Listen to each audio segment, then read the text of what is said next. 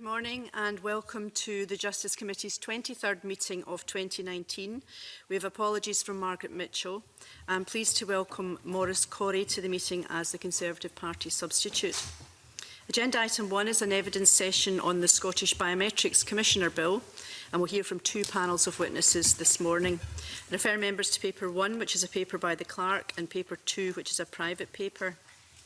So can I welcome the witnesses for our first panel, who are Professor Paul Wiles, Commissioner for the Retention and Use of Biometric Material, and Lucy Bradshaw-Murrow, Head of Office at the Office of the Commissioner for the Retention and Use of Biometric Material.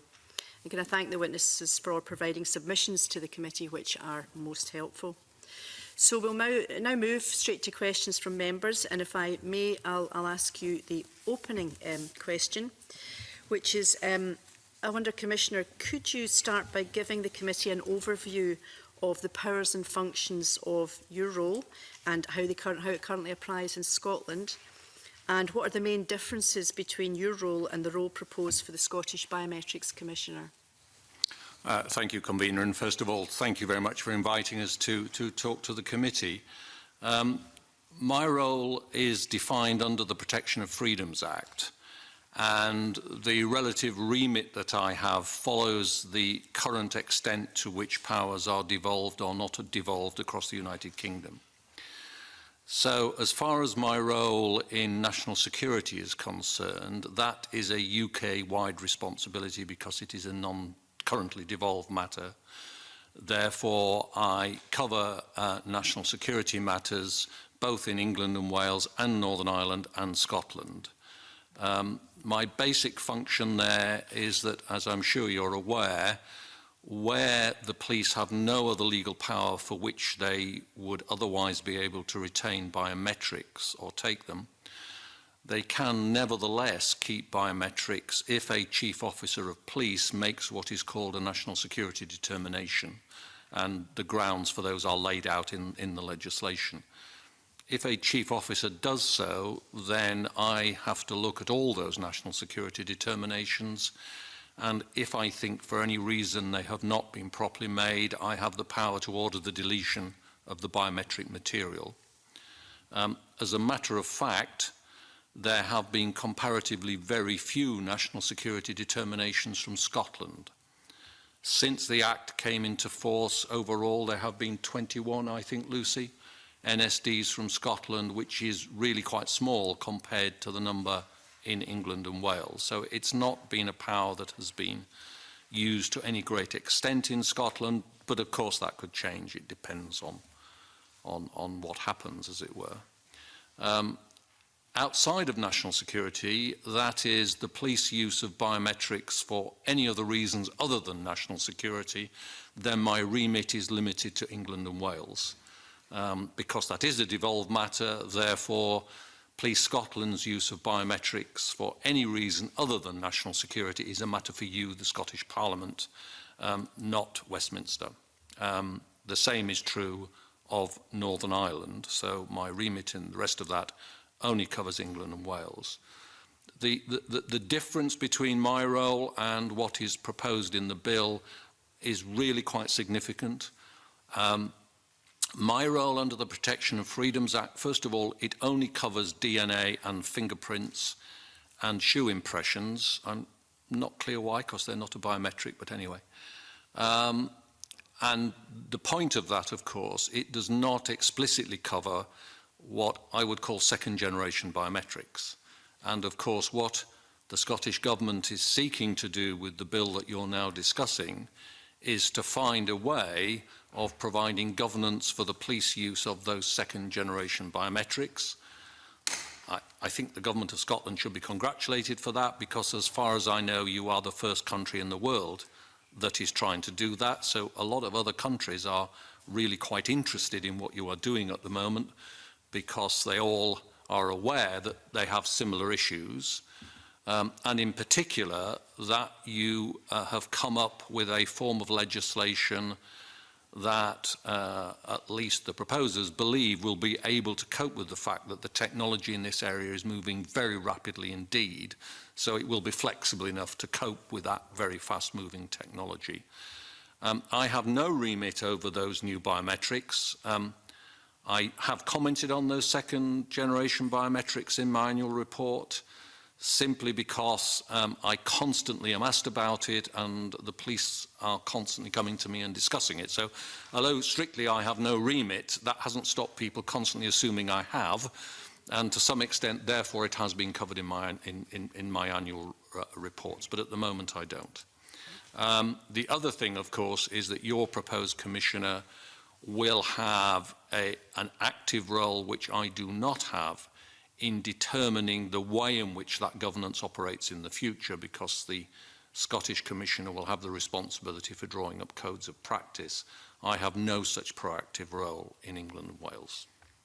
Thank you. That's really helpful. So just to clarify from what you said, you won't have much interaction other than on the national security aspect of it, because most of the Scottish Commissioner's role will be for police. Yes, for non-national security matters. Broadly, that's correct. The thing that some of your people who've given written evidence to you have drawn attention to rightly are two things.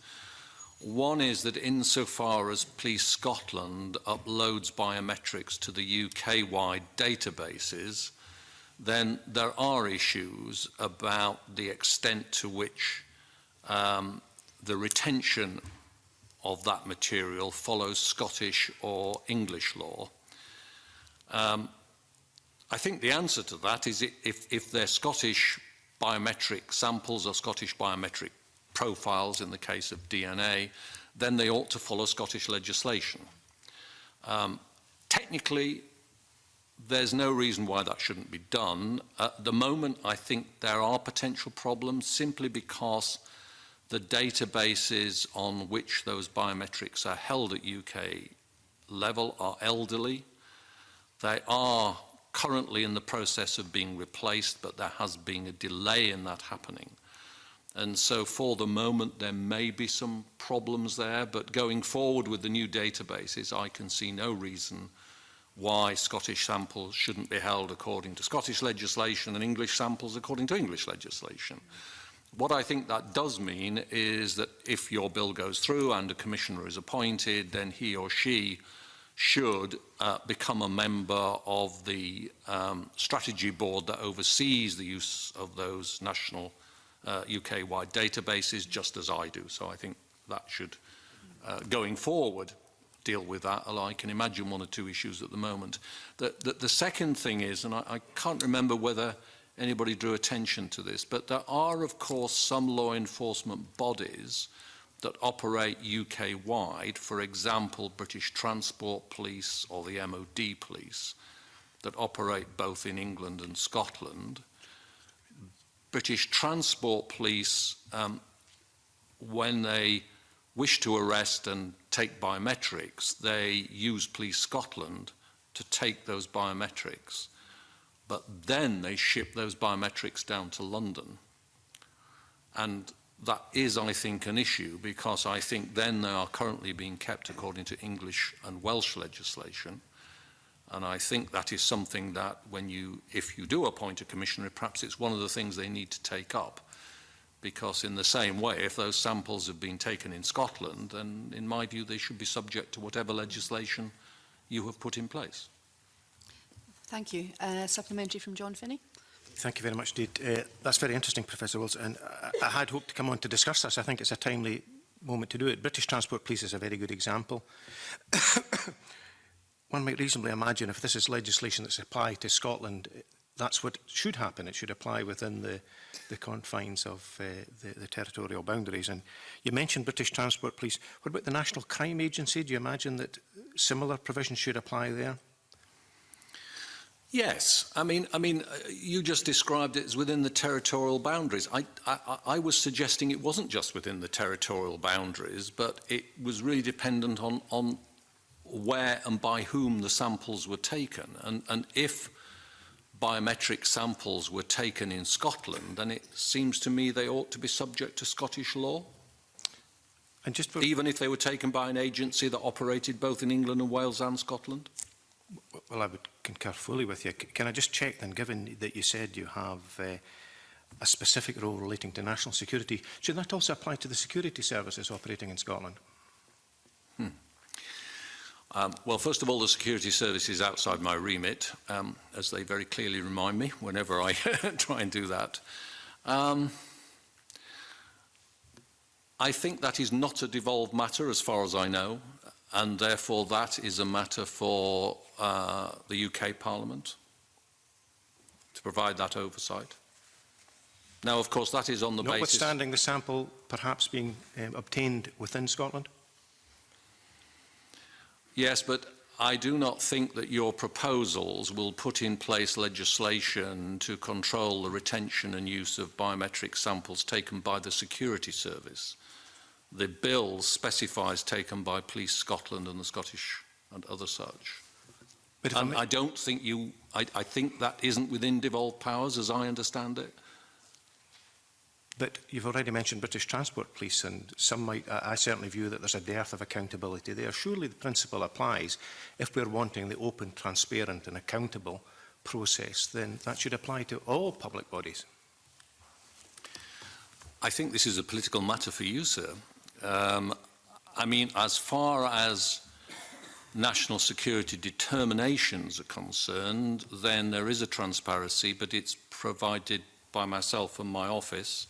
The annual report does give the number of national security determinations. It gives the numbers which I have challenged and the numbers for which I have ordered the deletion. So that is publicly available insofar as biometrics are being kept on grounds of national security rather than any other grounds.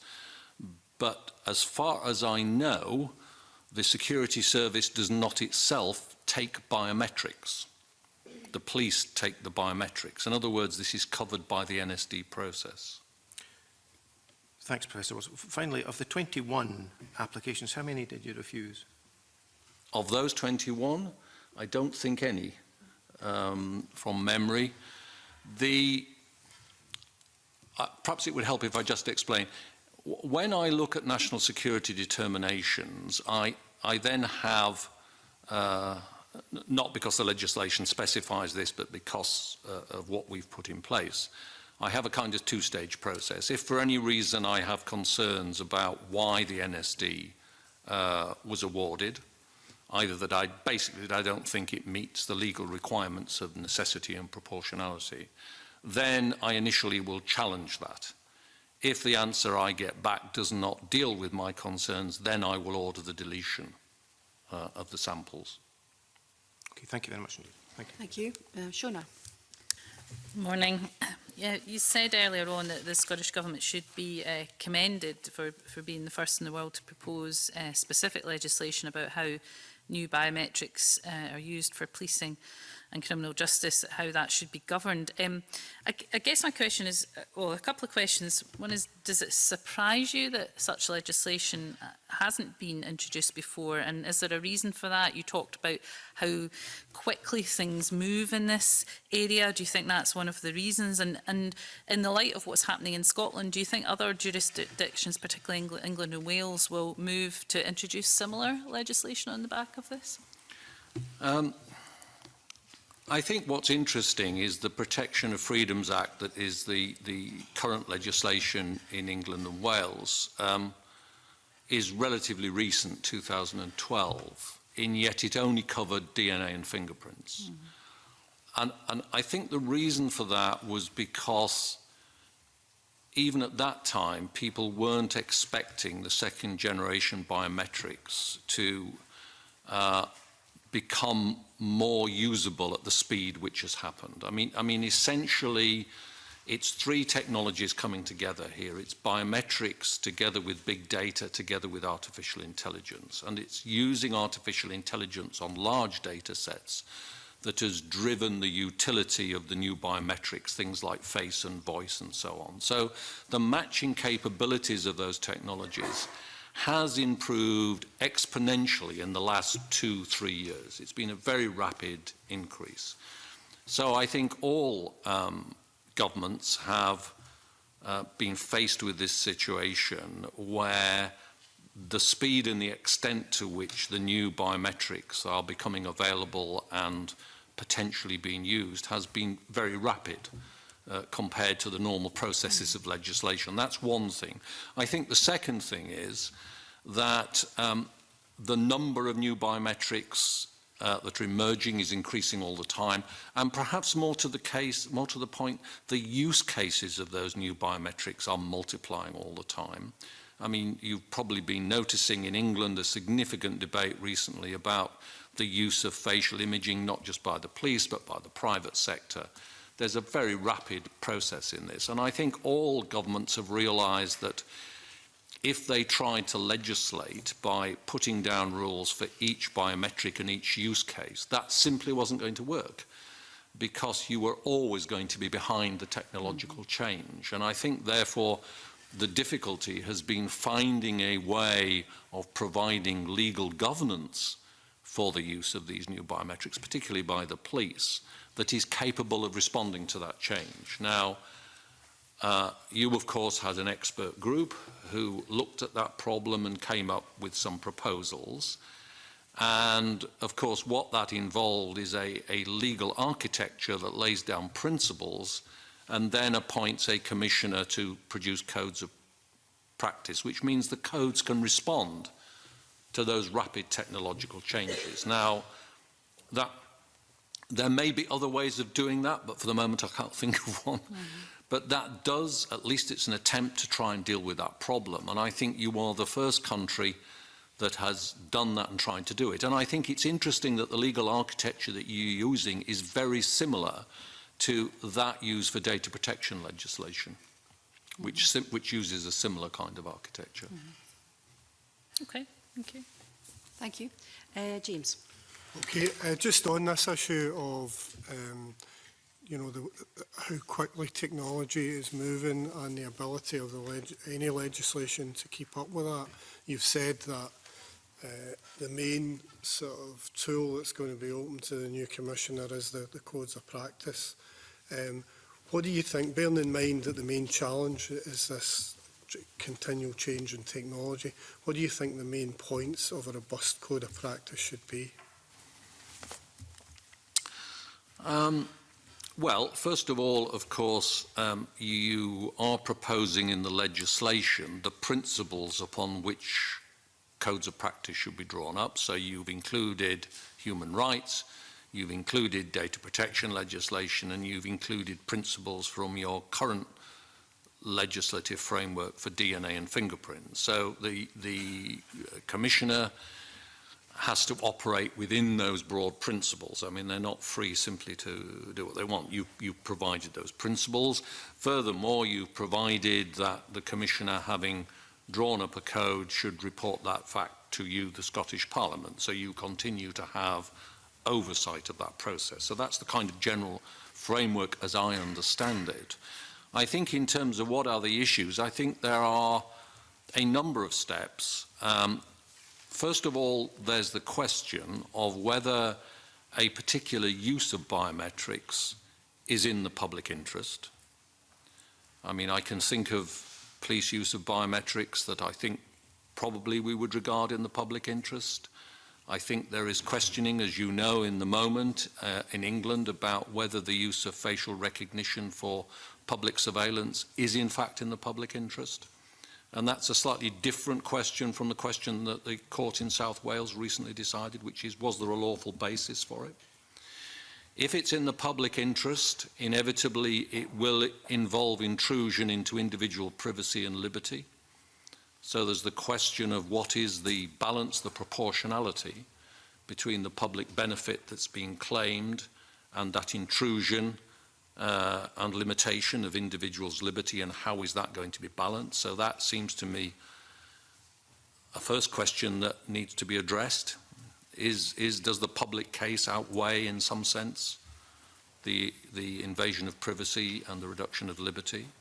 Then there's the question of who should be allowed to take biometrics, under what conditions, when, and with what authority. Do the police have the right to take facial images, say, or voice analysis, or whatever it is?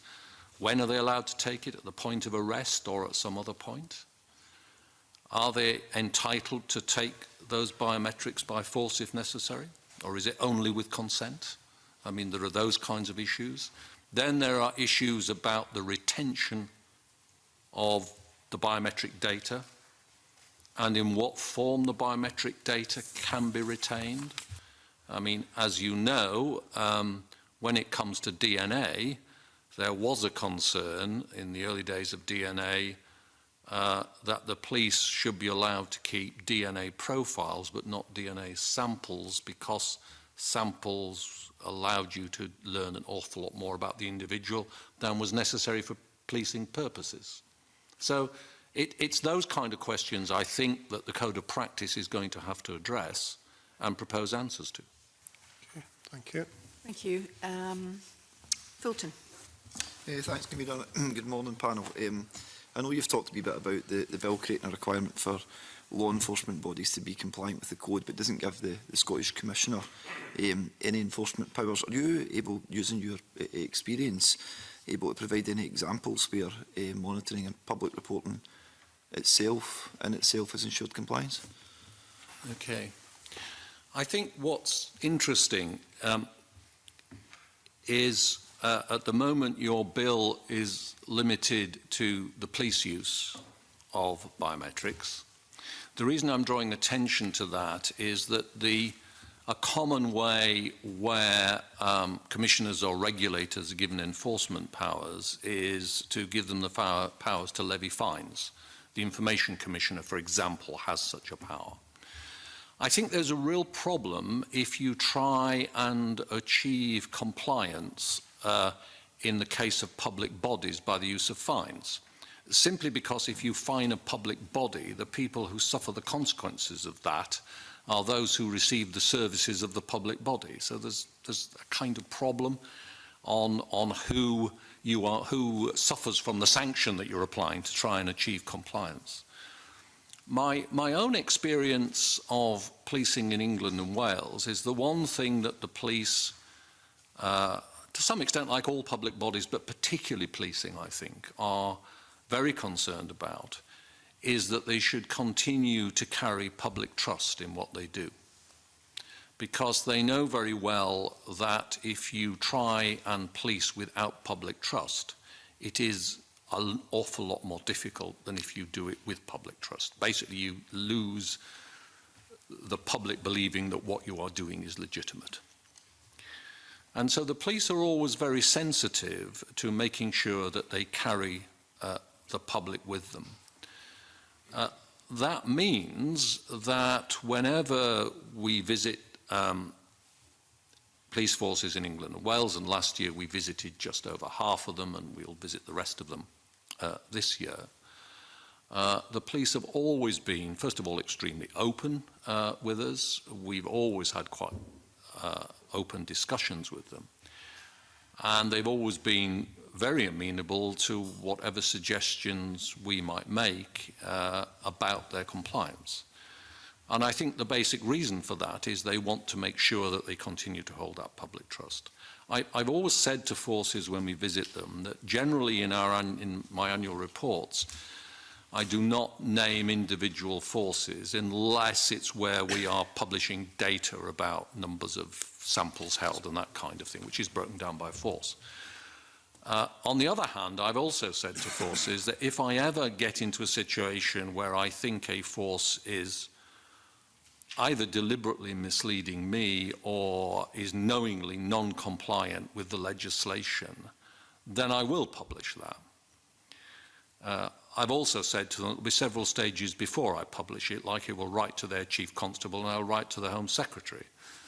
In other words, I will question how far what they're doing and whether it is following and compliant. So in terms of providing some examples, because I hear what you're saying there about not mentioning individual police forces in England and Wales, I think that sounds sensible enough. But are you saying that there is good examples from individual police forces there, but there are other police forces who are maybe not so good examples on this particular point?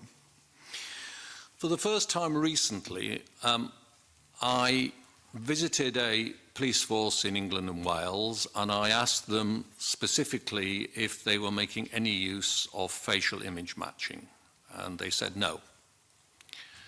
About 2 weeks after I'd visited them, I read in the press that that force had been involved in some facial imaging at a shopping mall. I then wrote to the Chief Constable and said I was very concerned because I'd asked this question and this is the answer I'd been given, and I now understood that that answer was not full or correct. The Chief Constable wrote back to me, first of all apologising, but also saying that if I'd been misled, it was completely inadvertent because the officers that I was talking to, and indeed the senior command team in that force, were not aware that that had been happening. In other words, this was the sharing of information at a fairly junior level within the force. Now, I've looked at that and I entirely accept what the chief officer was saying. And as far as I'm concerned, I think that deals with it. I think, however, what it does show, absent clear specific legislation to deal with the second generation biometrics like face, these are the kinds of risks that are there, that whilst I think senior officers in England and Wales are very sensitive to the risks they would run in terms of public trust by using the new technologies, inevitably that might not work all the way down the command chain. And I think officers lower down who are used to working quite properly, cooperatively with other bodies like those running shopping malls and so on, or local universities or whatever it is, they're used to working cooperatively and they might inadvertently start sharing stuff that in my view they probably shouldn't. So for the first time I have had an example of that, but on inspection it was that nobody was actually trying to mislead me deliberately, nor were they trying to be non-compliant knowingly. Okay, thank you. Thank you. Supplementary, Liam MacArthur.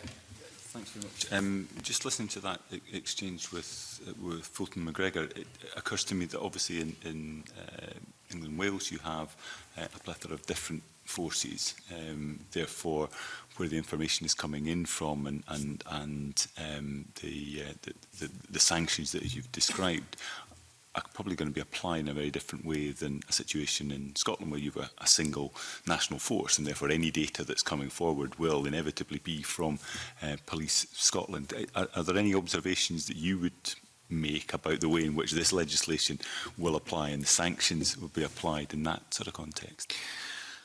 Yes, of course, you have a single police force, and in that sense there is the equivalent will be one inspection. But I'll tell you what, I'll take a bet with you that the different bits of Police Scotland may not be totally uniform. And that's not a comment on what I know about Police Scotland, it's just a comment about what I know about police forces. So whether, as a matter of fact, Glasgow operates in exactly the same way as Aberdeen or Inverness, I think would be something that would be worth looking at if I was the Commissioner. To test that, and that's not a disparaging comment about Police Scotland at all. It's just that you have a single force, but it covers a very wide area, and there are inevitably going to be some local variations in that. So I think if when you do appoint your new commissioner, I would think that he or she might want to look at that and see whether there is in fact a uniform compliance or whether there's variation. And in a sense, what I've just described in a single police force in England and Wales was about variation within the rank structure, and that's from a fairly compact geographical force. I think with a very widely spread geographical forces in the case in Police Scotland, and historically a relatively recent creation, I would want to check how far local cultures still applied or not. Thank you. Thank you. Jenny?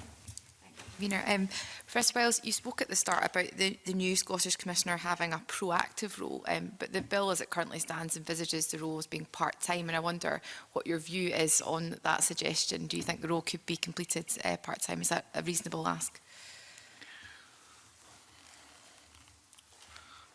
I think that's a combination of the amount of time that the Commissioner is envisaged as providing and the extent to which his or her office can help in that process. I mean, I'm sure in a moment you're going to want to ask Lucy Bradshaw-Murray some questions, but she and I work quite closely, as do the rest of my team, on much of this. So it's a team rather than just a single person. Of course, you're right that it is the Commissioner that will have to take the responsibility for the decisions and be answerable for those decisions. So in that sense, you're right, it's the Commissioner. I think one of the issues that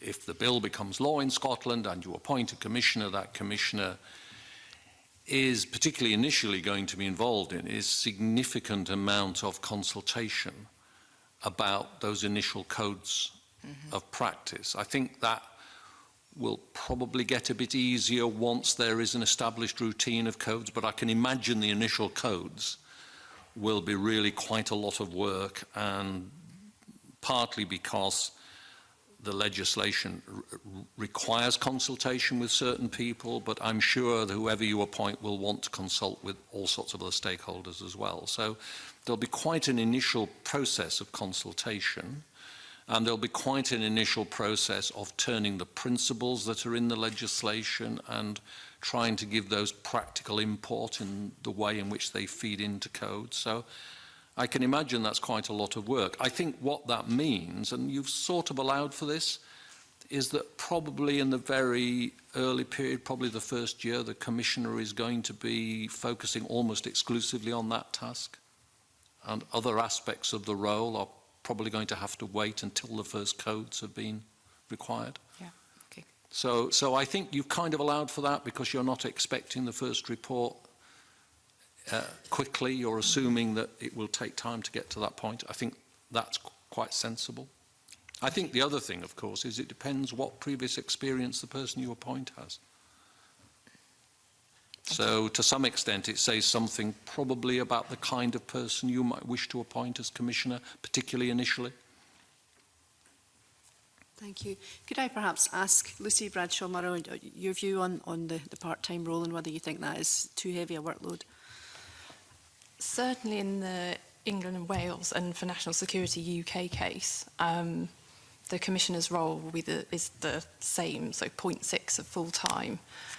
For us, that does work, but because we have, as Paul said, a team in place who, when he's not available, can represent him in his absence or continue the work while he's not there.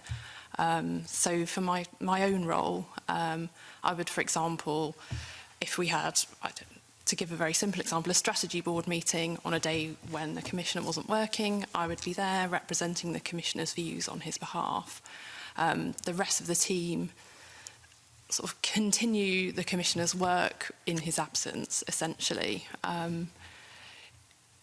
It is important that the Commissioner is there for certain elements of the role to provide a kind of figurehead for the office, but he doesn't always need to be there. I think that's the case. Thank you.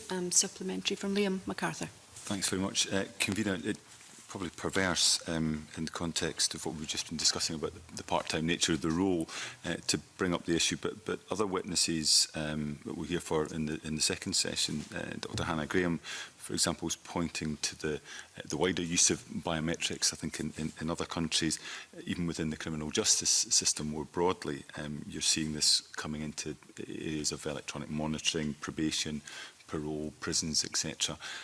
I just wonder whether you have a view on, notwithstanding perhaps the priority that's attached to police and the SPA, whether or not there's a case for broadening out the role and the remit of the Commissioner into that broader criminal justice sphere. I fully understand why the Scottish Government has started off focusing on the police use of biometrics, although of course the expert group did suggest a slightly broader remit.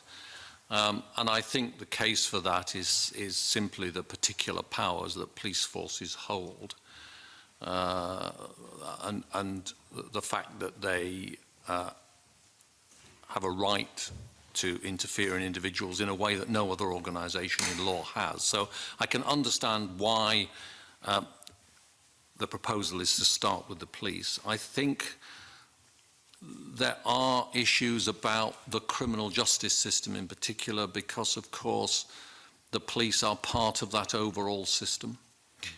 And in England, as in Scotland, there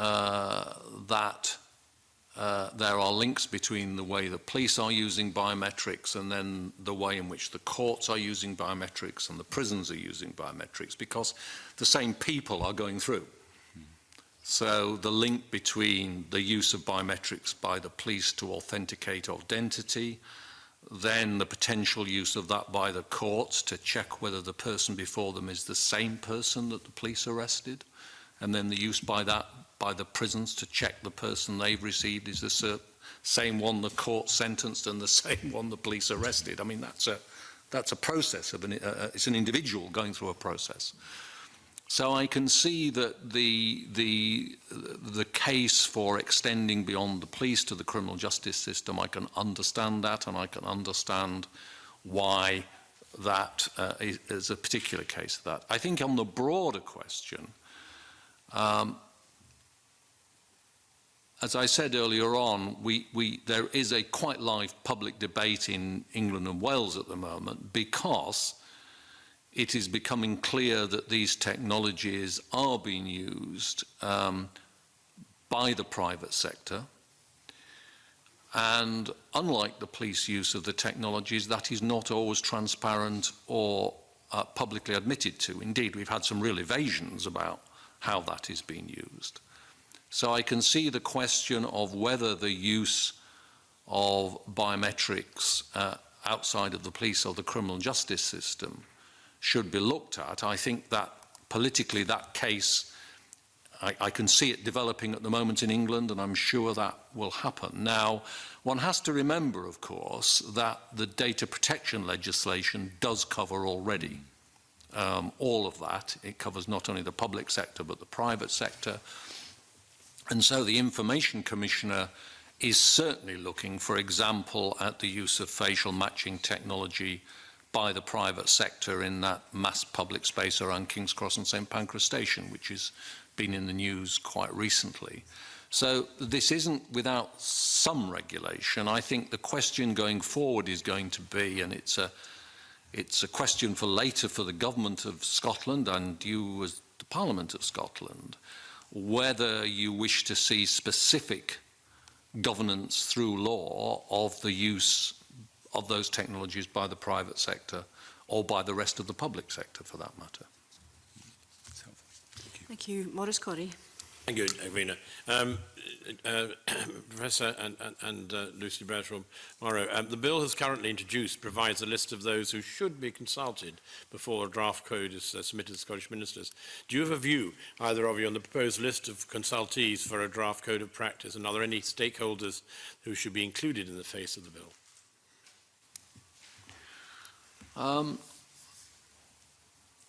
My view, I think, is that the bill has named the most obvious stakeholders.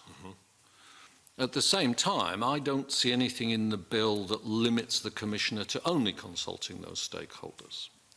Obviously, I can't speak for whoever, if this becomes law, that you then appoint as the Commissioner. All I can say that if I was Commissioner playing that role, obviously I would consult those that the legislation required me to do, but I would also think about whether there are any others I should consult, and I would also, I think, make public that I was interested in hearing from any other parties. I mean, I think the Commissioner would be very sensible, because the question here is not just can the Commissioner produce a code that you, the Parliament, think is all right, but whether the Commissioner can produce a code that generally speaking, the people of Scotland think is appropriate. So I think the Commissioner has, the Commissioner you're envisaging under this bill, I think has a broader role of trying to carry with them public opinion. Right. They have, in a sense, they have that problem themselves about trust. So I think a Commissioner would be well advised to encourage all parties who wish to have some sort of say in that to make that available. Now that, of course, I was asked a few moments ago about was there enough time, and that's quite a difficult process. So you'd have to think of mechanisms that limited how far you could do that. But there's nothing to stop that I see in the legislation from a commissioner to bring together a group of people and get them to do some of that work on behalf of the commissioner. Is there any, if I may just ask supplementary to this, is there any, Professor, body or stakeholders that may not have been identified that you feel from your experience in England and Wales should be considered, that you might give a steer to the Scottish Government? I think one of the groups, sorry, I'm going from memory on the bill, and I'm not sure I'm remembering this absolutely correctly, but one of the groups I think that are not users of biometrics, but nevertheless influential in this, are the providers of biometrics. And the technology companies, particularly the big tech companies, as I'm sure you're aware, are quite vociferous lobbyists of the use of their technology. So I think if I was a commissioner, I would want to talk to them. I'd want to make sure that they were part of that conversation, because I think one of the things that is quite difficult at the moment is keeping up with the different uses that the technology companies are developing for biometrics. Sometimes quite surprising that you hadn't really thought of. I mean, I recently was slightly surprised, and not entirely, but slightly surprised to discover that the use of facial imaging on the belief that I'm not sure is accurate, but anyway, scientifically I'm not sure it's correct. But to use facial imaging as a proxy for people's emotional response to things. Now that is a very different kind of use than simply authenticating identity. It's actually claiming that from the face you can tell something about the way people are thinking and emotionally reacting. Yeah. Now that's a very different kind of issue, and I think I would want to talk to the tech companies to make sure I understood what other things they thought they might be useful. That's the point I'm driving at. Thank you. Liam Kerr. Morning. Similar sort of topic. The bill currently doesn't provide for an ethics advisory group, but what we know is that the Cabinet Secretary for Justice has an intention to establish one such group. So do you have a view on what that might look like? So I understand that there's a biometrics and forensics ethics group, I think, in England and Wales. Does the Cabinet Secretary's group look something similar to that? And how might it contribute to the work of the Scottish Biometrics Commissioner, in your view? Yes, I mean, just as a precursor to that, I don't think the bill would prevent the Commissioner setting up an ethics group either. So I think one way or another that can happen. You're correct, the Home Office has an ethics group, and it has done some very important and very useful work, and some of its work has been published. I'm saying some because, of course, it is a Home Office group, and therefore the Home Office determined whether its reports are published. I think what you envisage, and that's why I was slightly surprised when you said the Justice Secretary was going to set up an ethics committee as opposed to the Commissioner creating an ethics committee. I think if you're going to have an ethics committee, it should be transparent and its findings should be open. I think the second thing I'd say is that we are seeing, certainly in England and Wales, a number of ethics committees. You've referred to the Home Office Ethics Committee, but there is a cross-government ethics committee looking at new technology in Whitehall. I think what's interesting is, whilst I fully understand why people should look at the ethics of the use of new technology, I assume what we're talking about here is public ethics. I mean, yes, of course, we expect individual actors to act morally, and we have seen examples of where those who work for technology businesses, as a result of ethical concerns, have actually pretty well forced their companies to pull out of contracts. I mean, some Google employees have done that recently. So I think that individual ethical decision-making, of course it's important, but I think what we're really talking about here is public ethics of use. And that really leads on to what I said a moment ago was, for me, the first question about how do you balance the public interest in use against the invasions of privacy and the restrictions of liberty.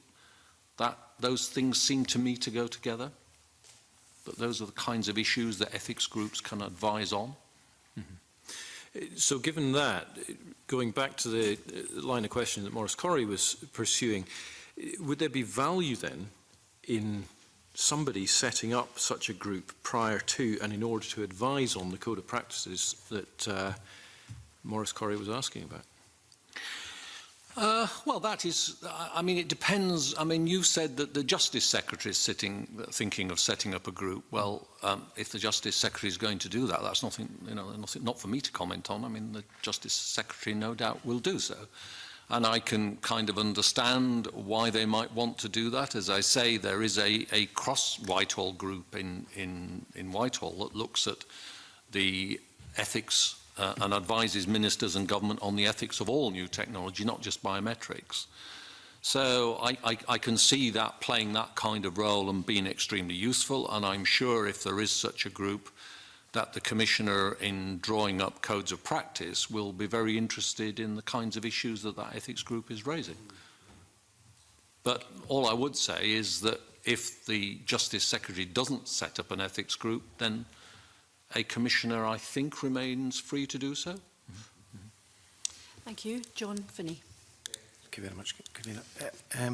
Professor, I don't know if you're aware of the criticism that Police Scotland faced about its rollout of digital device triage systems, which became known as cyber chaos, and that was founded on a dearth of a robust legal basis for that rollout or engagement with relevant stakeholders. Now, you talked about the providers being, I think you said, vociferous lobbying, and that lobbying, of course, will be getting information into the public about how vital their product is. You've also repeatedly talked about the trust in the police service and how important that is, and often the term policing by consent is used. I wonder, I mean, I don't think anyone would dispute that there should be engagement, but how informed can that public consent be? Yeah, I mean, several things, if I may. First of all, that is why earlier on I said that there were three pieces of technology that went together here, and those kiosks you're referring to are not necessarily biometric, but they are part of that technological family of which biometrics is one. That was exactly why I made that point. So I think that is something that raises the same kinds of issues, basically. One of the things that I noticed in the role you're proposing to give to the Scottish Commissioner is a role in informing the public. And I think that's very important. And I think it's important that the Commissioner, in carrying out that role, will want to bring together both what the tech companies are saying about the products and what evidence they are producing to justify what they're saying about the products. What is the scientific basis for that? What independent testing has been carried out, and so on. And I would hope the Commissioner would be in a position to bring that together and offer some advice on where in that the evidence points. So I think that role in encouraging and to some extent leading public debate is going to be a very important role for the Commissioner in Scotland going forwards. And I think if that is done, then there is then hopefully a proper informed public debate, because I think what you're kind of hinting at without saying, and I agree with you, is that the debate at the moment in England and Wales is not terribly well informed. And as you probably are aware, I've been quite critical of Whitehall ministers for not leading that debate. Can I ask who is leading that debate at the moment, please? Well, I think that's the problem. I don't think anybody is in England and Wales. That's exactly why I've been critical. I mean, there are people who have tried to do that. I mean, the House of Commons Science and Technology Committee, on which, of course, some of your Scottish members of the Whitehall government, Parliament sit, have looked at this. I've given evidence to that committee. The Forensic Science Regulator has given evidence. The Minister responsible for biometrics in the Home Office has given evidence. And they have published a report, and as you know, they've called for a moratorium on the use of facial imaging until some broader regulation is put in place. So I think there is a debate going on, but I think those who are leading it at the moment are, first of all, the Select Committee. Secondly, the pressure groups like Liberty and Big Brother Watch, who have really pushed this into the public realm and done that very successfully, so that the public are more aware than they were even a few months ago about the way in which some of these technologies are being used. But it's still quite a muted debate, and it's still not as fully informed as I think it ideally would be. And would this individual, he or she, be able to move that debate beyond this is interfering politicians trying to frustrate the police's trying to keep communities safe? Because that's how it's sometimes presented. Well, that's back to the question I raised some time ago about public interest. I think that we do have, I would have thought, a general interest in wishing to see justice properly existing. None of us wish to be the victims of crime. We wish to try and make sure that we are protected from being victims of crime. I'm sure we think that those who commit crime, particularly serious crimes, should be dealt with appropriately by the judicial system. So I doubt that there are many people who don't think that broad purpose is in the public interest. I think the question is how far these new technologies can aid that purpose, and how far the extent to which they do aid that purpose actually outweighs the extent to which those uses will interfere in the liberty of other people. And that is the kind of balance that when these cases have got to court, particularly the European Court of Human Rights, they have always been concerned about is that proportionality appropriate? And I think that remains a very proper question. And I think it's a question which anybody who wishes to use this new technology should be answering. On the other hand, I don't think it should be left to those who wish to use the technology.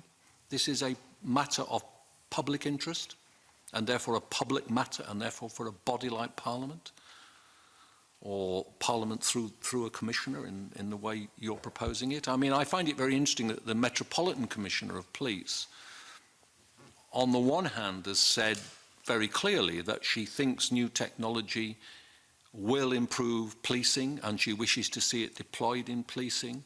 But at the same time, she said she does not think it's for the police to draw up the rules by which it is used. Thank you very much indeed. Thank you. Thank you. That concludes our questions. Can I thank you both very much for attending? We'll have a short pause while we change witnesses. Thank you.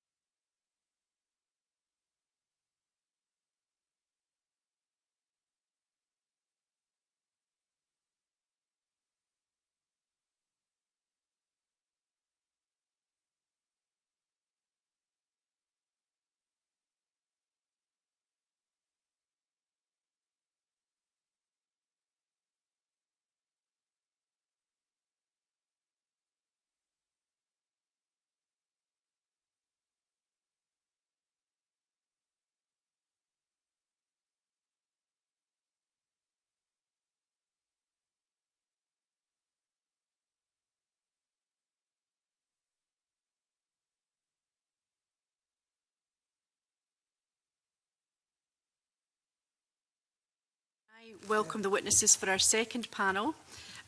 Dr. Christopher Lawless, Associate Professor, Department of Sociology at Durham University. Dr. Hannah Graham, Senior Lecturer in Criminology, Scottish Centre for Crime and Justice Research at the University of Stirling. And Dr. Karen Richmond from the University of Strathclyde. And can I thank you also for your submissions. So we'll go straight to questions. And if I can ask the first question, you know, from what we've been hearing and what we know, it would appear that the introduction of this bill is timely given to the rapid development of new technologies. Can you outline why you think establishing a Scottish Biometrics Commissioner at this point in time is so important? Well, just sort of going on from the previous session, obviously we've heard how biometric technology, we're seeing so many potentially very fast-moving developments. I think for me, the first thing I think that's important is the need to, in terms of anticipating these developments, I think there's potentially a gap that needs to be filled in terms of having an agency or someone or body that can address the technical standards around these biometric technologies, that can assess critically the scientific basis of these technologies. And I think that's really important for me, because my own view is when we are talking about the ethics of biometrics, for me, ethical issues are very closely related, if not interdependent, with matters of reliability, of validity, and they link into, I think, matters of public confidence. And I think we see that perhaps with something like automated facial recognition, where there's been concerns about the reliability of this technology and the impact, potential adverse impact they may have on individuals, and in turn potential for adverse, views from the public. So I think in terms of this role, it's important. I think there is a gap. We have the Forensic Science Regulator in England and Wales, but I think there is a need for a separate agency in Scotland to address the various challenges, which, as I say, I think are very much interlinked in terms of the ethical challenges, the scientific challenges, and how we communicate this to the public. Thank you. Dr. Graham? Yeah, just to complement what Dr. Lawless has said, I would emphasise also what Professor Wiles has said around certain issues capturing the public imagination, but perhaps with limited or diminished understanding of what's involved, and yet coming to public headlines even as recently as recent weeks in London around, well, actually some of this technology might be inaccurate in 90% or 80% of cases. Statistics and numbers like that have the ability to capture the public imagination quite quickly, to potentially cast doubt on authorities, in which we would want to try and maintain public trust, and to raise quite legitimate questions about accuracy, validity, bias and discrimination, transparency with which our data is collected, because we are focusing on the police in this particular bill, or we may extend it, but our biometrics are being used across our daily lives. And so public communication and awareness raising to an extent, some public reassurance, but also someone who has the independence and the confidence of the Parliament. I would echo what Professor Wiles has said around Scotland has the opportunity to be quite pioneering in this way, and one of the strengths of this bill and of the role is that it could have an appropriate level of flexibility to deal with the rapid rate, because each time I go to a tech conference, there's new uses.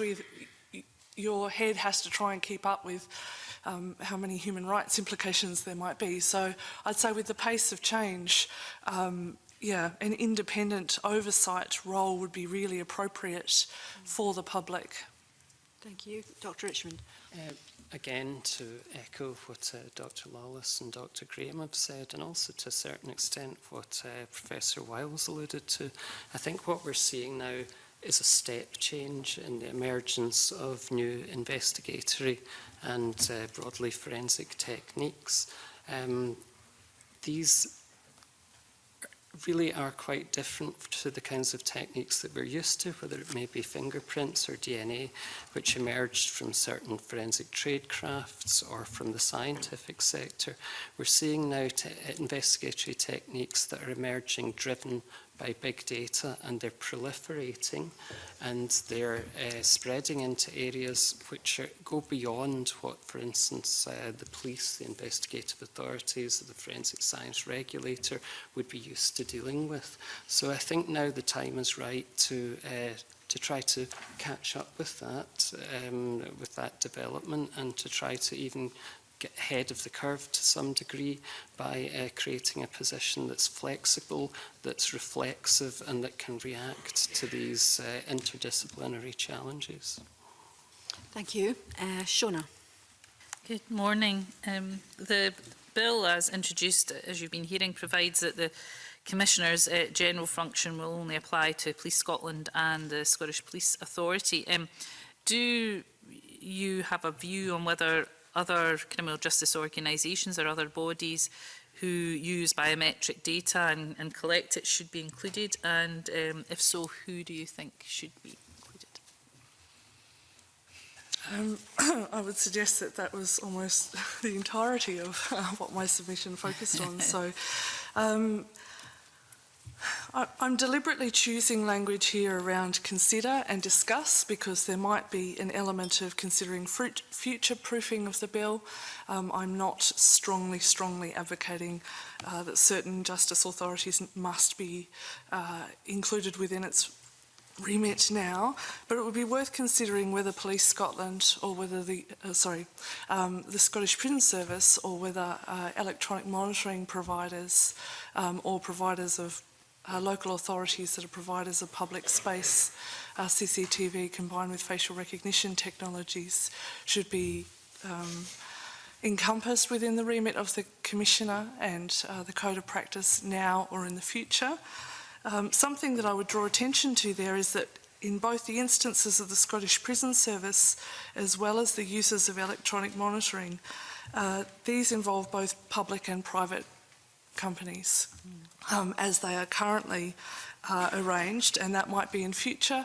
Also with electronic monitoring, that doesn't have a dedicated inspectorate, so inspectorates have separate roles to what's being proposed in this bill, but electronic monitoring would span 3 inspectorates, with some of the changes that are coming in with the Management of Offenders Act. And so I think an awareness that with a very live electronic monitoring procurement exercise underway, I'm not involved in that, not able to comment on that, but most of the international providers of electronic monitoring and reporting technologies, so tagging, boxes, kiosks and the like, have increased interconnectivity to other technologies. So you might see biometrics connecting with GPS, connecting with other things that we could know about people who are monitored. And increasingly, nearly anyone who would be bidding for the Scottish contract would have biometrics as a part of what they're suggesting, because the need to be able to verify or identify a person remotely for their home detention curfew or for alcohol monitoring, and that it is indeed their breath sample that's being given, would be a feature there. And with the Scottish Prison Service, I think that we can have quite a bricks and mortar understanding of what happens in prisons, but as recently as your evidence session last week with the HM Inspectorate of Prisons Scotland, you heard the Deputy Chief Inspector advocating further use of technology in Scottish prisons as a priority, some of which again might use biometrics. And the other area that I'm unclear on but has captured the public imagination would be just to check and discuss with the relevant people how some of this relates to biometric data that might be involved in violence in custody, as well as profoundly serious and sad cases where there might be a death in custody, because I would want to check if the bill goes ahead largely unamended as it currently is, that you all feel confident and comfortable that the Police Scotland and the SPA remit within that is fine, because something like a fatal accident inquiry is not about criminal or civil liability or the investigation of a crime. It's about establishing the circumstances of a death. And yet biometric data has been the subject of First Minister's question time and public headlines, particularly in terms of CCTV footage in recent high-profile cases. So I don't wish to advocate that you arrange everything around the statistically rare but high-profile exceptional case, but given the seriousness of what can sometimes happen in our prisons or with our monitored people, I think it's worth discussing that further. Okay. Anyone else? I think I'd largely agree with that. I suppose maybe just a very small point in further to that is that I suppose, you know, incidents, offences can occur in prisons and they need to be investigated as well. And I think some thought needs to be perhaps, you know, even if it's just a small amount of thought needs to be given to that as well in terms of who collects biometrics, when and by under what means as well. The use of biometrics in prisons is beyond my area of expertise, but I would be concerned if we were to focus entirely on the use of biometrics by investigative authorities and overlook the use of biometrics within SPA forensics. I think, you know, sometimes there's a tendency to focus on the use of biometrics in the public sphere and investigations, and then just to assume that anything that happens after that, anything that happens beyond that is really a matter for the courts. But I think if you were to talk to members of SPA, the forensics, they talk about using forensic techniques from the crime scene to the court. And I think they understand it more as an evidential trajectory. So I think a really important point here to bear in mind is that virtually all of the techniques that have ever been used, say just for forensic intelligence or investigative purposes, have then developed and evolved and become evidential techniques, or there have at least been attempts to walk these into the courtroom. So I really think it's important at this stage just to bear in mind that there's a forensic and scientific element to all of these biometric techniques that we shouldn't lose sight of when we concentrate on the use of them for investigation. Thank you. Liam. Thanks very much. Just following up, I'm probably now confident in paraphrasing Professor Wiles since he's left the public gallery, but I think you've picked up the point that he was making in relation to the sort of journey through the criminal justice system. But he also made the point that the controls around data protection, the involvement in the Information Commissioner provide some safeguard both across the public and private realm. Is that something that gives you some confidence in terms of the way that this sort of data is potentially being used? I still think there's perhaps a gap to be addressed in that. I mean, it seems to me that we need to be thinking how we're defining biometrics. Are we just talking about the final data which comes out of, for example, just to go back to the distinction between a DNA profile, just the data which is stored and the material. Do we need to think more broadly in terms of the processes which are involved or at play in terms of the production of a piece of biometric data? It seems to me that there are potentially a whole host of processes of going from the crime scene, from recovering a piece of evidence, turning it into a piece of biometric data which might be, comprehensible in the course of investigation. For me, there are a whole host of, potentially a host of processes which needs to be monitored in terms of their standards, in terms that scientific standards are being done properly, all the host of these kinds of issues. And I'm not sure for me whether that falls under the remit of the Information Commissioner and whether we need to. And this for me is an argument for a biometrics commissioner to oversee the wider process, really. You've talked, I think, already about the extent or the pace at which the change in the technology is opening up a raft of complex issues.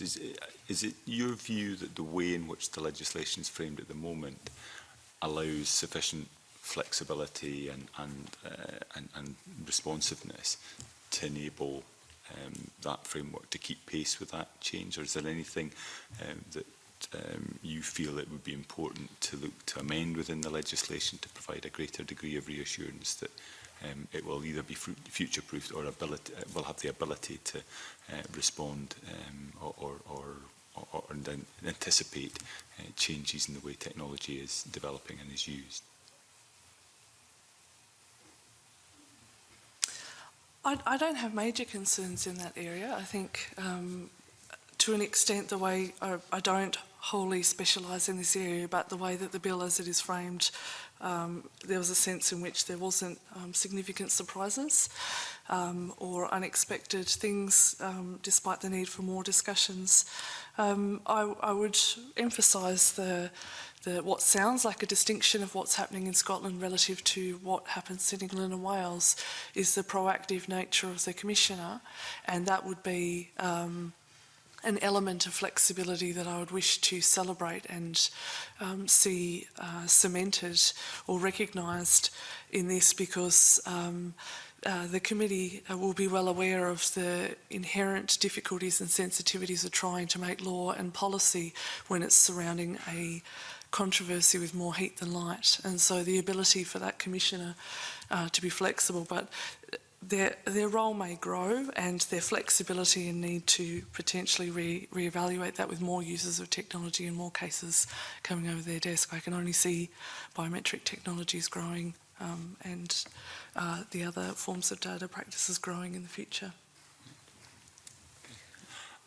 Just if I could pick up, Dr. Richmond, I think in your evidence you suggested that the bill might actually be open to challenge with regard to the Scottish Commissioner's functions. I wonder if you could maybe just explain a little bit more in detail what you mean by that, and whether or not you have any suggestions as to how the bill might be amended in order to address that concern. Certainly in my written submission I was concerned that there may be a slight lacuna in the bill, and perhaps between the function of the Scottish Biometric Commissioner and with Professor Wiles' function in England and Wales, because as he stated in his evidence, as well as Police Scotland and SPA collecting samples of DNA and also what they call 10 prints, fingerprints, as well as these being loaded onto Scottish databases, they're loaded onto the UK National DNA database and also to the Ident1, which is again a national UK fingerprint database. Now, the way in which the legislation is framed, it seems as if those particular samples that are copied onto the UK databases might fall between the two pieces of legislation. Professor Wiles alluded to perhaps one or two solutions. He stated that, first of all, there are new databases coming in, and that with the advent of these new databases, that problem may be resolved. I don't know anything about that. I could try to find out and lodge a further written submission, but I would hope that the new databases, which are to be to replace the existing ones, perhaps wouldn't replicate the architecture of the existing databases, otherwise that's not going to resolve the problem.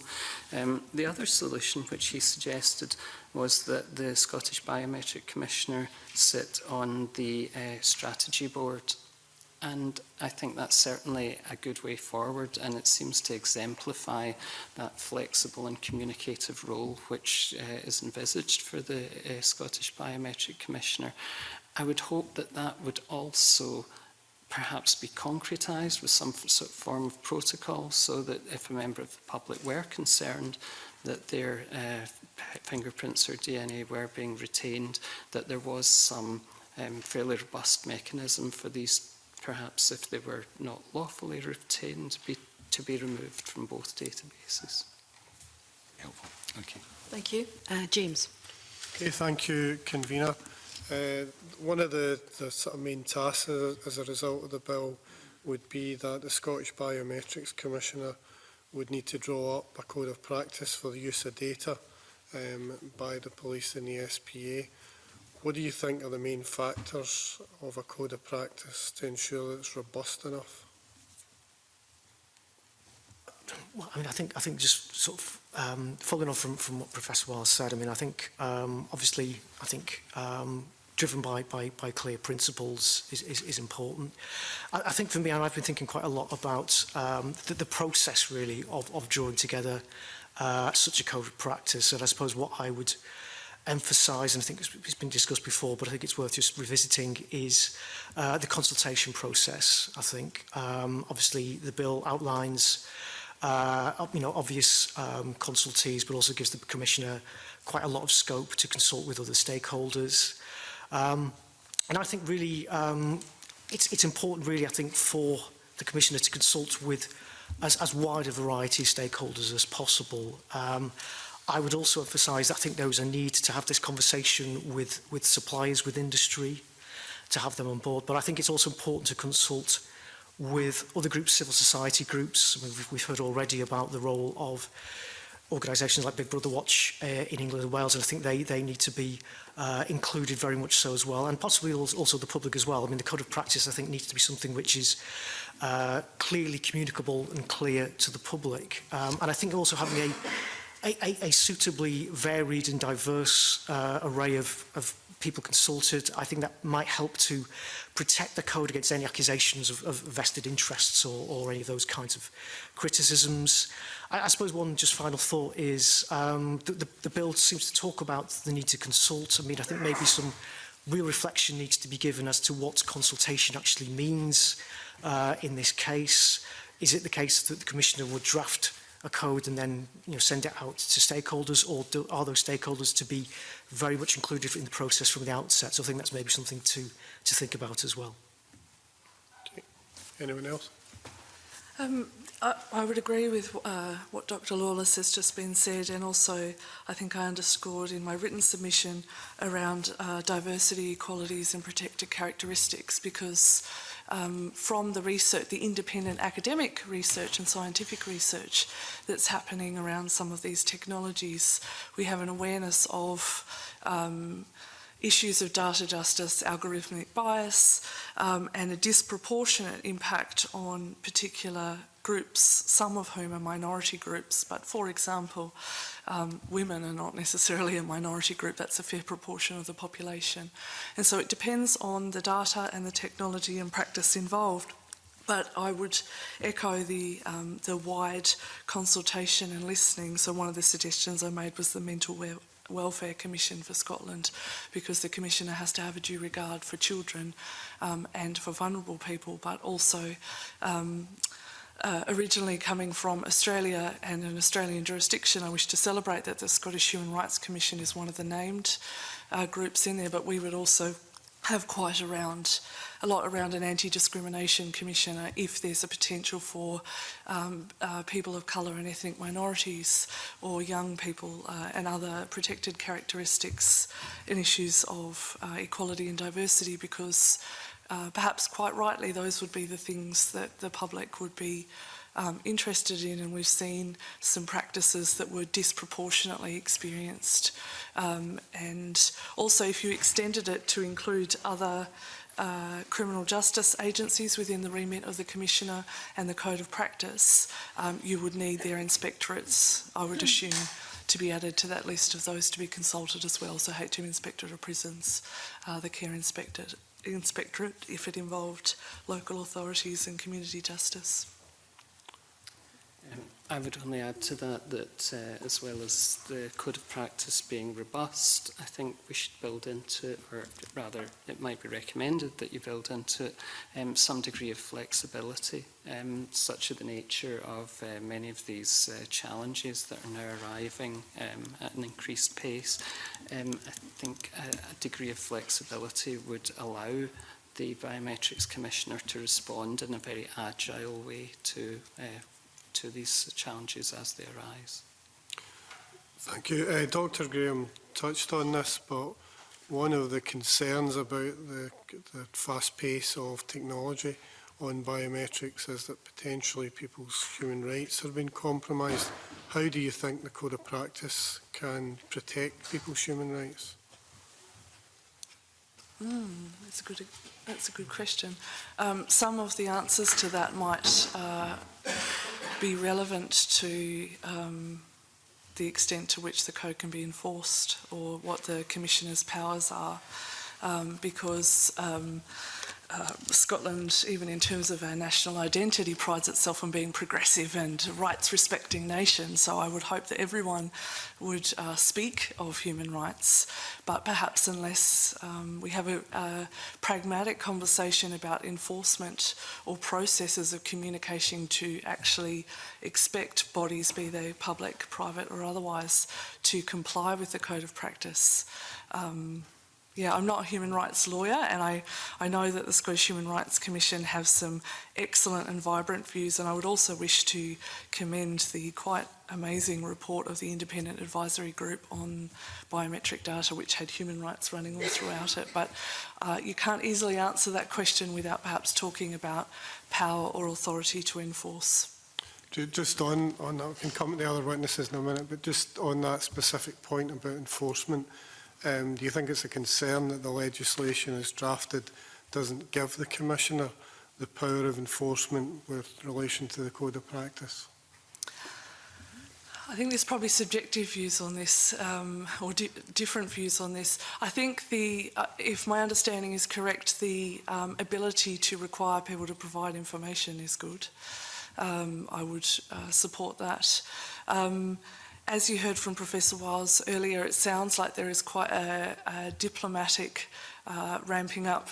It reminds me of how we train probation officers, actually.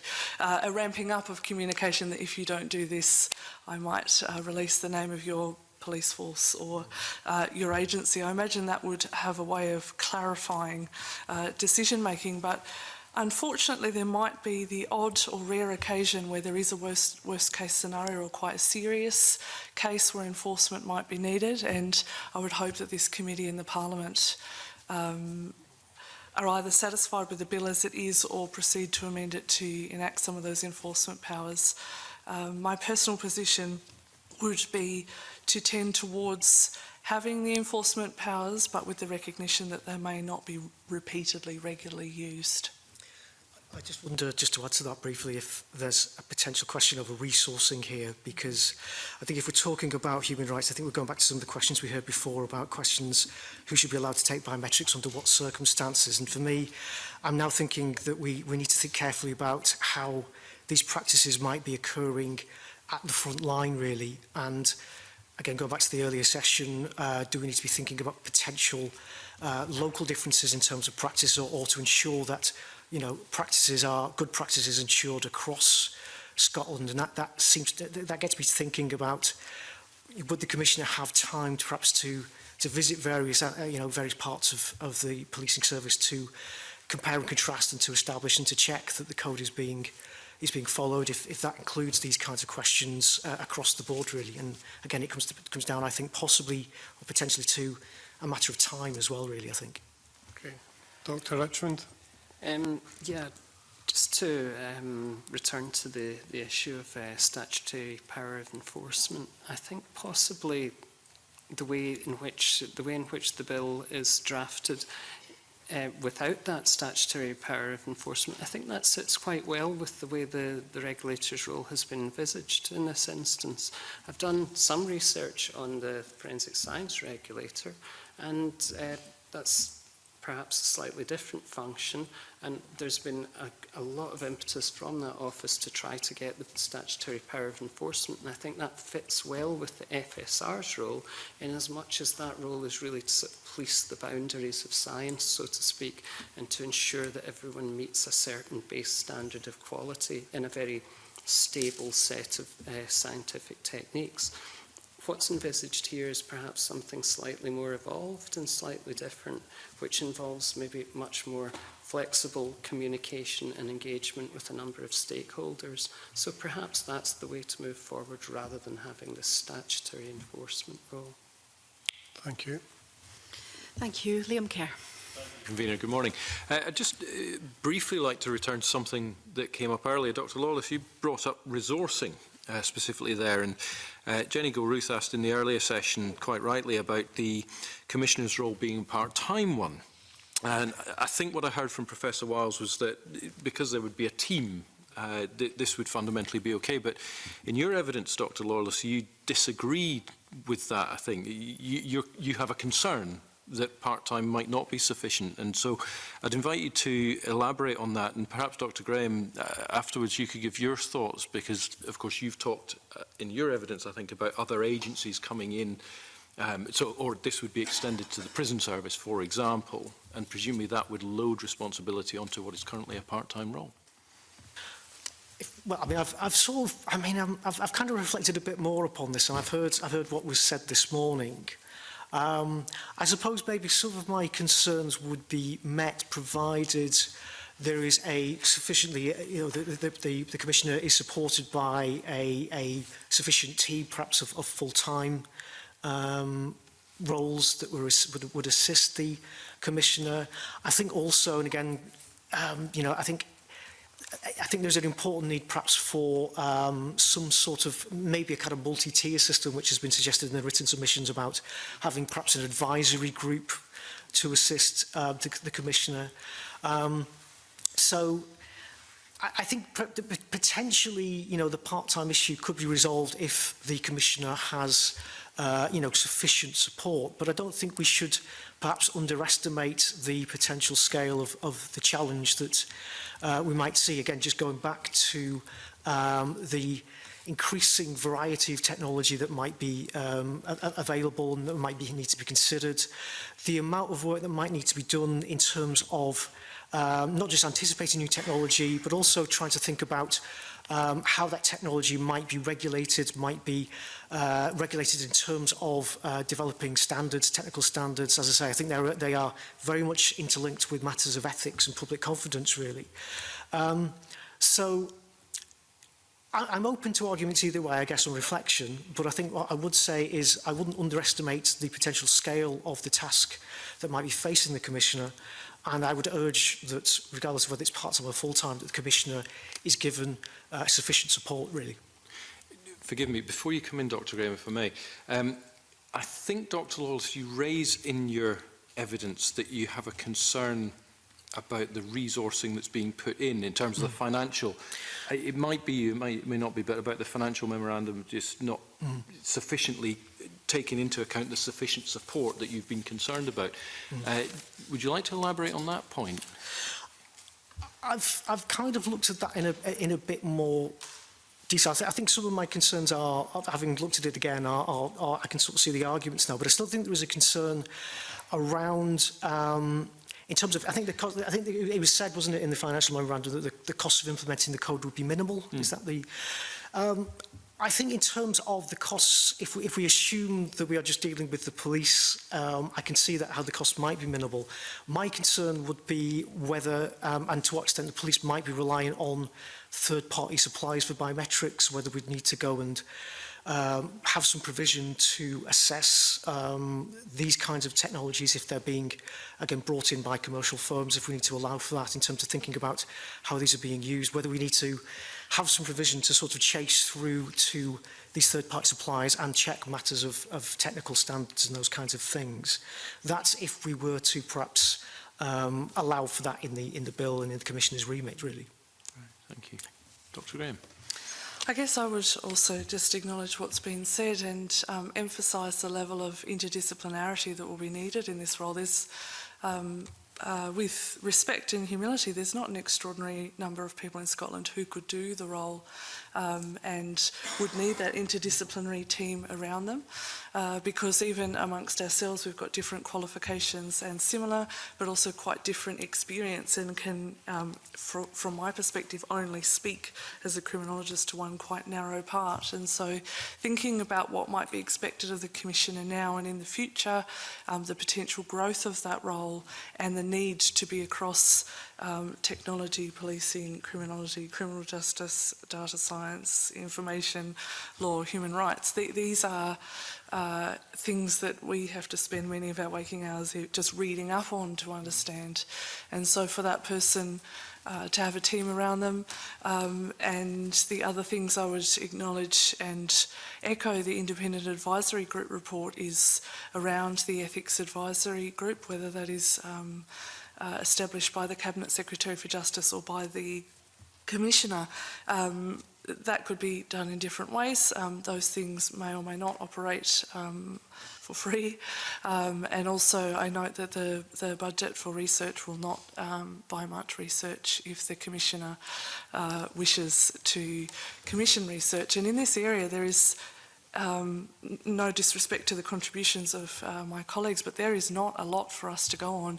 And if you're looking at lawful, ethical and effective as words that are repeated throughout the bill, you can't make claims about effectiveness without some evidence to back that up. So whether the Commissioner is working more with other people who bring in larger independent research funds, or working with, for example, the Ada Lovelace Institute with Nuffield, which are doing some amazing research even on public attitudes towards facial recognition technology, which has come out in recent weeks. So it could be a both and, but I would just suggest the resourcing needs to be reasonable to the remit that you end up agreeing on if you pass this bill. Thank you. Dr. Richmond, are you? I would only add to that, I think you mentioned interdisciplinarity, and I would echo that I think that should really be brought to the fore in terms of the Commissioner's capabilities, but also the mixture of support staff that are available. Definitely, given the nature of the challenges facing the Scottish Biometric Commissioner, that will entail an interdisciplinary approach, but also a high degree of reflexivity and ability to work over disciplinary boundaries and understand the needs and objectives of other actors. And that, I think, should also be reflected in the ethics group. Dr. Graham, you mentioned that there may be quite not such a large pool of people with the necessary experience to pull everything together. Can I ask if you've got a view of whether that person should be based in Scotland and have an in-depth knowledge of the Scottish system with regard to the devolved nature of the issues? That's a good question. I would suggest that if you are the Scottish Biometrics Commissioner, you should have a very well developed of the Scottish context, even because despite having national forces in terms of a policing hierarchy, but localism is a feature of Scottish justice, public protection and community safety, and it's something that this Parliament might actually celebrate at times, as well as throw up some complexities at other times. So I'd say that whoever has this role must have a good awareness, and because they need to hold the confidence of the Parliament and they need to hold the confidence of the public. So the awareness and the sense of Scottish contextual features would need to be very strong. I don't personally have a view on where they should live or where they should be from, acknowledging as a dual citizen with an accent, I don't mind. Could I just yes, yes, Dr. I mean, I agree, this is very much an interdisciplinary role, and I think the pool of candidates is potentially limited. However, I am confident there are people out there who could fit this kind of interdisciplinary remit.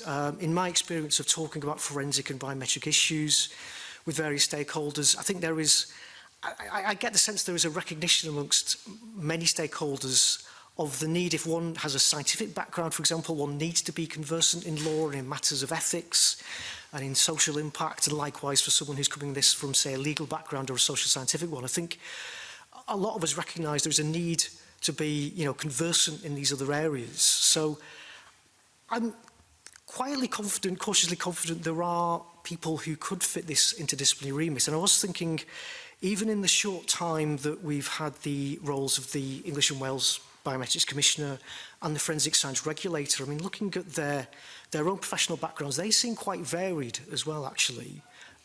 So, it may be that there is, I think if some flexibility is given perhaps to the backgrounds of these candidates, I think it is possible to find them, I think. Thank you. That's an encouraging note to end on. That concludes our session. Can I thank you very much for attending? And we'll have a short 5-minute comfort break to allow the witnesses to leave.